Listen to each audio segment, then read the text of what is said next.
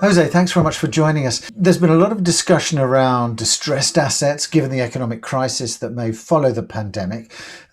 What's your sense of that, particularly looking at your markets there in Iberia? It's going to depend how the money that comes from the European community is going to be used by our government.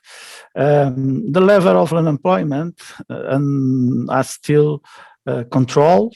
They didn't decrease so much as I was expecting. The product still are controlled, but we have to wait for the time that those supports that are in places will finish. We have a program of layoffs and we have a program of moratorias for the companies to pay their loans. And if the money is coming for the public sector and not for the private sectors, or if it takes too long to implement the support that the state will want to do for some of the companies, maybe some problems and the companies and individuals could have, and maybe some distressed assets could grow a little bit.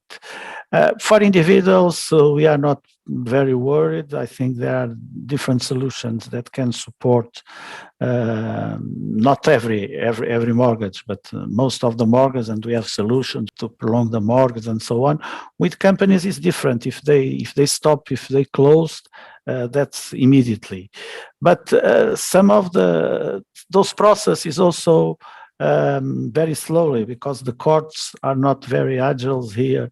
They don't react so quickly with all the process, and maybe 2022 will be more cases of NPLs and distressed assets than in 2021. Even so, the banks are already prepared that phase. In my bank, we have a team that has been already working since the last 3 months of 2020 to see what sectors, what companies we can support, what solutions we can predict it, because we don't want to have a strong effect in our balance sheet.